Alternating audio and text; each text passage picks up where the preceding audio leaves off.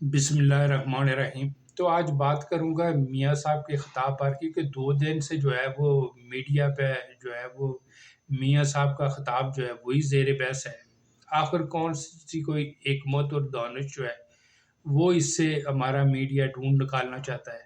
جبکہ خطاب ایک سطحی سا تھا لیکن ایک مؤثر خطاب تھا۔ پنڈال اور سٹیج کے بیچ جو میاں صاحب کے آنے سے پہلے جو ڈسکنیکٹ تھا،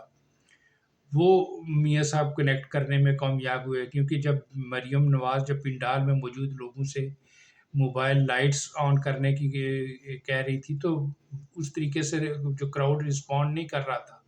انہوں نے 2-3 بار جو ہے نا ریکویسٹ کرنا پڑی کہ آپ کی موبائل کی بیٹری کو کچھ نہیں ہوگا، آپ لائٹ آن کریں۔ لیکن ظاہر ہے کہ 16 ماہ میں جو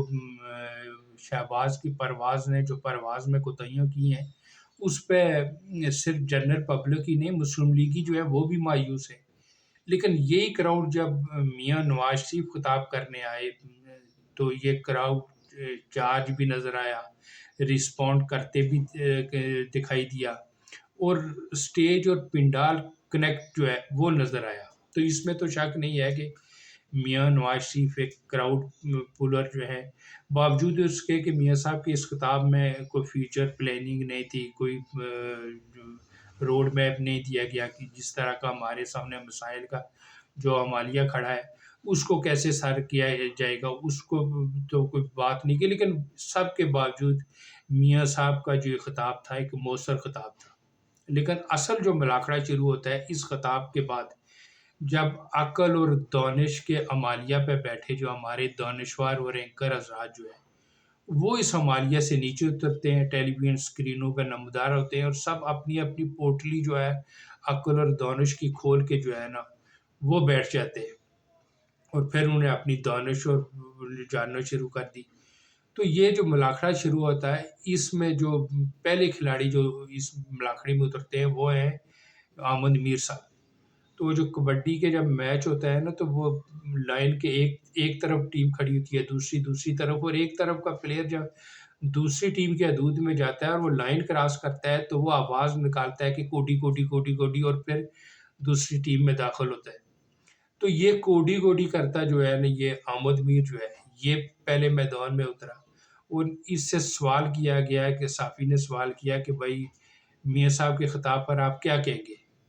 تو انہوں نے بہت دور کی کوڑی لائے کہ بھائی میاں صاحب کا خطاب جو ہے انہوں نے باقی خطاب کو تو آپ ایک طرف رکھے، انہوں نے جو ایک شعر پڑھا ہے اس کے ذریعے انہوں نے میسج دے دیا ہے، وہ بالا کبتو کو، یعنی کہ وہ اسٹیبلشمنٹ کو انہوں نے ایک پیغام دو، اور بڑا مؤثر پیغام دے دیا ہے۔ وہ اب جو کون سا پیغام ہے اس شعر کو جو ہے سب سے پہلے جو ہے وہ ملاحظہ فرمائیں۔ تو غالب کا شعر ہے کہ غالب ہمیں نہ چھیڑ کہ جوش اشک سے، غالب ہمیں نہ چھیڑ کہ جوش اشک سے، بیٹھے ہیں ہم تیائے طوفان کیے ہوئے۔ تو یہ اس شعر کے ذریعے وہ کہتے ہیں کہ اسٹیبلشمنٹ کو جو ہے نا انہوں نے پیغام جو ہے نا وہ دے دیا ہے۔ آپ خود اندازہ لگائیں کہ اس میں کیا پیغام ہے۔ اب میاں صاحب خود اب صدیقی صاحب سے، عرفان صدیقی جو ان کے سپیچ رائٹر ہیں، وہ ان سے پوچھتے پھر رہے ہوں گے کہ یار یہ اس پہ یہ اتنا کچھ ہو رہا ہے، اس شعر میں تھا کیا؟ کیونکہ انہوں نے لکھ کے دیا گیا، میاں صاحب نے پڑھ دیا،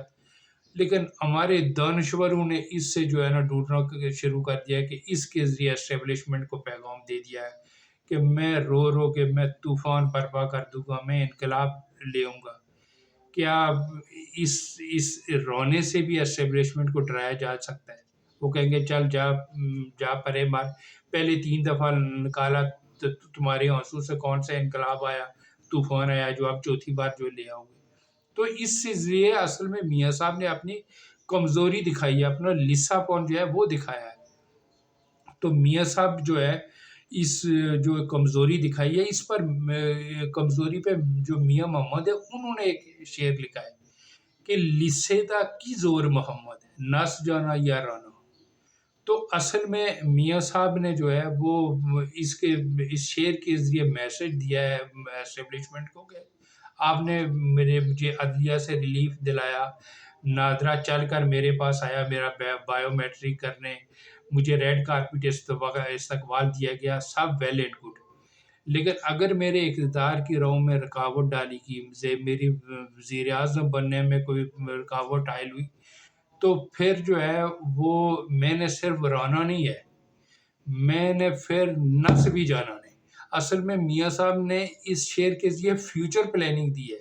کہ بقول میاں محمد کے لسے دا کی زور محمد، نس جانا یا رانا۔ تو صرف میں نے رانا نہیں ہے، اسٹیبلشمنٹ کو پیغام دے دیا کہ پھر میں نے نس بھی جانا نہیں۔ اس کے سوا کوئی اور میسج نہیں ہے۔ باقی جو ہے نا یہ تو اپنی جگہ، کل سے رات سے جو ہے نا بلڈ پریشر اوپر نیچے ہو رہا ہے، جو افغانستان سے جو ہے نا ہماری کرکٹ ٹیم کو شکست ہوئی ہے۔ تو اس کے بارے میں تو خیر میں نے ویڈیو میری یوٹیوب پہ، میری فیس بک پہ لگی ہوئی ہے کہ جس دن ہماری ٹیم نے روانگی ڈالی تھی اسی دن میں نے کہہ دیا تھا کہ اس ٹیم کو جو ہے نا اگر ہم پاکستانی قوم یہ ریٹ کر رہی ہے کہ یہ پہلی 2-3 پوزیشن پہ آئیں گی، تو ایسا ہرگز نہیں، اسے نیچے سے ریٹ کریں۔ تو آج وہی رزلٹ ہو رہا ہے کہ رات سے جو ہے نا وہ بلڈ پریشر جو ہے وہ کبھی اوپر اور کبھی نیچے ہو رہا ہے، جس طریقے سے ذلت ہمیں شکست ہوئی ہے۔ تو اوکے،